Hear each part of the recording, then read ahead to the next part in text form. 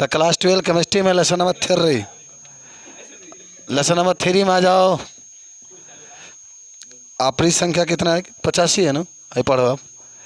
High देख, 3 question तुम्हारे लिए लाता हूँ, कितना सुंदर है। क्वेश्चन नंबर 7 है ना जी, 7, 8, 9, माने 7, 8, 9, इसमें 3 क्वेश्चन है। सुनो, 7 ही कहता है कि किसी बिलियन की चालकता, सुनो तो ध्यान से बाबू, किसी बिलियन की चालकता तनुता के साथ क्यों घटती है? अच्छा, तनुता का मतलब जानते हैं ना? सुनो 1 मिनट पहले। तनुता का मतलब होता है पानी को बढ़ाना है, आयन को घटाना है। तो तू बताओ कि जब कौन बिलियन के तनुता को बढ़ाओगे तो उससे पानी की मात्रा बढ़ेगा, आयन की मात्रा घटेगा, और जब आयन का मात्रा घटेगा तो चालकता भी क्या होगा? कम होगा। पढ़ाए थे ना तुम लोग को, जितने अधिक आयन रहेंगे उतना ही अधिक चालकता होता है। मानो 2 बीकर है, एक बीकर एक बीकर में सोडियम क्लोराइड के 20 गो आयन है, और एक बीकर में सोडियम क्लोराइड के 100 गो आयन है। तो किसकी चालकता अधिक होगी? 100 वाला की चालकता होगी। इसका मतलब ये हुआ कि उसमें आयनों की संख्या अधिक है। और तनुता का मतलब होता है कि पानी की मात्रा को बढ़ाएंगे, जो उसकी आयनों की मात्रा होगी उसकी घटाएंगे। तो तनुता बढ़ने के साथ आयन की मात्रा घट जाती है, इसलिए चालकता भी क्या होती है? घट जाती है। चलो लिख लो, बतानी यही बात पर।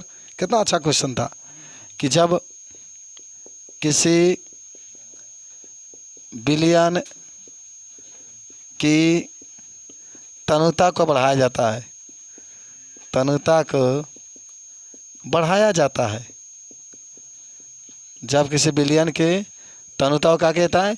बढ़ाया जाता है, तो उस बिलियन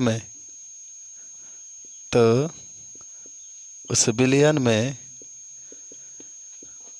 आयनों की मात्रा कम हो जाती है, आयनों की मात्रा कम हो जाती है। इसलिए उस बिलियन की चालकता घट जाती है, उस बिलियन की चालकता घट जाती है। हो गया।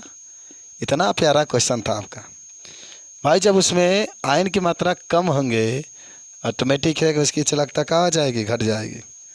ठीक है, बोलिए। तो अच्छा क्वेश्चन, प्यारा क्वेश्चन। चलिए क्वेश्चन नंबर 8 के पास लिखा गया, समझ में आया है? बताओ पहले। जितने उसके अंदर आप तनुता बढ़ाएंगे, आयन की मात्रा कम होगी। फिगर से भी आप समझा सकते हैं। मान लीजिए कि क्या है, इसके पहले इसमें 20 आयन है, इसमें 20 का है आयन है भाई, 20 आयन है। अब आपने क्या किया, इसमें पानी की मात्रा को और बढ़ा दिया, जल को बढ़ा दिया, जल को बढ़ा दिया तो आयनों की संख्या कम होती जाएगी, इसलिए इसकी चालकता भी क्या होती है? कम हो जाती है। बता सकते हैं।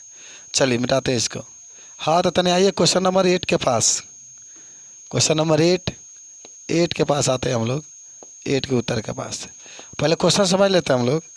क्वेश्चन यही कह रहा है बाबू कि जल की सीमांत मोलर चालकता, इसको कहा ना, देखो लेमडा बनाकर या डेल्टा बनाकर ऊपर 0 तभी हम लिखा है। तो जल की सीमांत मोलर चालकता ज्ञात करने का एक तरीका बताइए। क्या बताइए? एक तरीका बताइए। अच्छा सुनो सुनो, हम बताते हैं तुम लोग को, बहुत ध्यान से समझिएगा। लेमडा चाहे डेल्टा नॉट H2O लिख लो। इसके निकालने के लिए डेल्टा नॉट NaOH लिख लो। ठीक है, NaOH लिख लो, plus Na plus delta naught HCl लिख लो, माइनस डेल्टा नॉट NaCl लिख लो। इससे तुम क्या कर सकते हो कि जल का मोलर चालकता निकाल सकते हो। हाँ, तो सुनो, इसको क्यों लिखे हम इसके पीछे राज का है, सुनो। अच्छा देखो, हमेशा यही यूज किया जाता है। आपको हम याद बताते हैं, कुछ याद करिएगा। This is the rule of the Kohlrausch नियम। कोलराउस ने कहा था किसी भी विलयन की जो मोलर चालकता होती है धनायनों और ऋणायनों की मोलर चालकता के योग के बराबर होती है। जरा सोचो, H2O है, इसकी मोलर चालकता आपको निकालना है, तो समझना है बाबू। तो हम बताए थे ना कि H2O में देखो OH आ रहा है और एक H आएगा, H2O के तुरंत तो OH प्लस H होगा। तो हम आपसे एक बात किए थे कि जो चीज़ इसमें ऊपर जिसका निकालना है, आ जाओ ना यौगिक में वो चीज़ अगर उपस्थित है तो उसको जोड़ेंगे, आज जो नहीं उपस्थित है उसको घटाएंगे। देखो HMOH बा तो NaOH बा तो इसमें OH है ना, तो इसको प्लस के साथ लिखेंगे। इसमें H चाहिए, इसमें HCl है तो इसको प्लस के साथ लिखेंगे। लेकिन अब क्या करेंगे, मान लीजिए कि NaOH तो लिख दिया, ठीक ठाक है, सही है, HCl लिख लिए भी ठीक है, लेकिन आपको OH और H तो चाहिए, तभी ना OH और H को जोड़ेंगे तो जल आ जाएगा। साला बेकार में NaCl है, तो NaCl का हटाना बड़ा ज़रूरी है।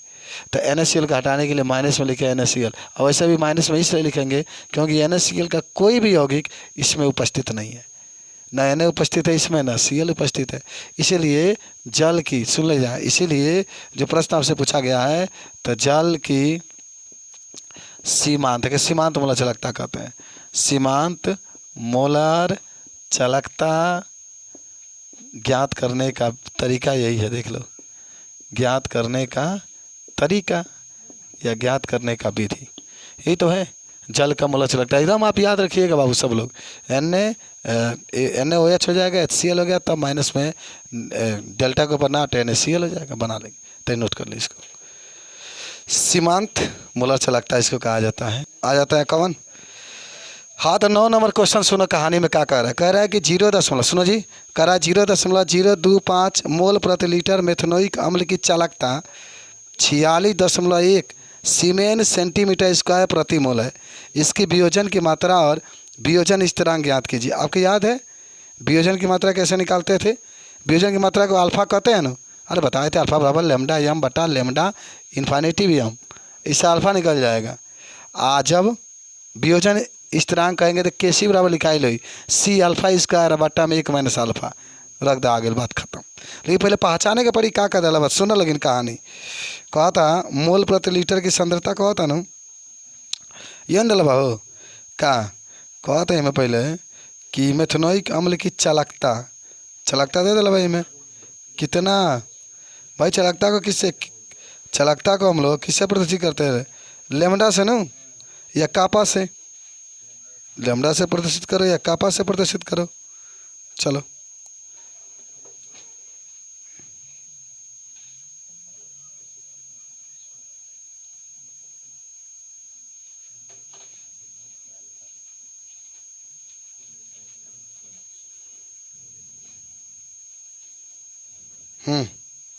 एक मिनट रुक जाओ। देखो तो पहले सबसे पहले ना आपके पास 2 चीज़ दिया गया है। पहले सांद्रता का था C का मान दे दिया बाबू, C का मान कितना 0.025 मोल प्रति लीटर, आप पढ़े भी होंगे, मोल इंटू प्रति लीटर दे दिया। कभी भी सांद्रता कहेगा तो C तो लिखता है, याद करिए, कहीं भी सांद्रता कहेगा C लिखता है बाबू। इतना देखो प्ले करो आप, आगे देखो चालकता दे दिया, चालकता को किससे प्रदर्शित करते हैं, याद है, कापा से प्रदर्शित करते हैं, या चालकता को आप चाहे तो लैम्डा एम से ही प्रदर्शित कर सकते हैं। चालकता को आप चाहें तो लैम्डा एम से, या मोलर चालकता जिसको कहते हैं, कितना दे दिया है 46.1, मोलर चालकता दिला बा, तब ना सीमेन सेंटीमीटर स्क्वायर प्रति मोल दिला बा। ये मोलर चालकता का एथी होता है, चालकता का तो खाली सीमेन सेंटीमीटर प्रति सेंटीमीटर स्क्वायर होता है। चलो हो गया, ये लैम्डा एम का मान, ये कोई मैं नहीं क्या मालूम, हम नहीं क्या। देखो अल्फा का मान निकालना, आपका अल्फा का मान निकाल, अल्फा क्या कहते मालूम है, वियोजन की मात्रा, एगो इसका मान निकालना है, ठीक है। आयु का निकाले के बाद Kc निकालना, Kc को क्या कहते हैं, हाँ वियोजन स्थिरांक, सब आपको पढ़ाया गया था, वियोजन स्थिरांक। जानते हैं ना अल्फा क्या निकली, अल्फा निकालने खातिर लैम्डा एम बटा में लैम्डा एम इन्फिनिटी या लैम्डा एम 0 भी लिख सकते हैं, इसके द्वारा निकल जाएगा ये। Kc क्या निकला, Kc 1 minute C alpha square बटा में 1 माइनस अल्फा, इससे निकल जाएगा। दोनों का सूत्र आपके सामने लिख दिए हैं, हाई तो मालूम है आपको, लैम्डा एम हाई क्या है दबा 46.1, लेकिन लैम्डा एम इन्फिनिटी नहीं क्या मालूम। मालूम हो जाओ, इस पर रख दोगे तो तुरंत आपका निकल जाएगा अल्फ़ा। बात समझिए। और जब अल्फ़ा निकल जाएगी तो सी है तो दल ही दे ही दिया आपका 0.025 अल्फ़ा निकल जाएगा, इसमें रख देना है तो तुम्हारा के सी का मान क्या हो जाएगा, निकल जाएगा। और इस तरीके से तुम्हारा क्या आ जाएगा, आंसर आ जाएगा। चले तो हल करें इसको। सुनो जी कैसे हल करोगे। पहले सुनो, अल्फ़ा ऐसे ही लिखो। पहले यहाँ पर लेमडा एम का मान निकालो। तो लेमडा एम, अच्छा अगवा लिखला का भाई मैं क्वेश्चन हुआ में मेथनोइक अम्ल लिखला बानू हो। मेथनोइक अम्ल के सूत्र जानते रहनो, HCOOH होता है। ठीक है, बराबर ये टूटेगा दो भागों में। ये टूटेगा किस में, दो भागों में।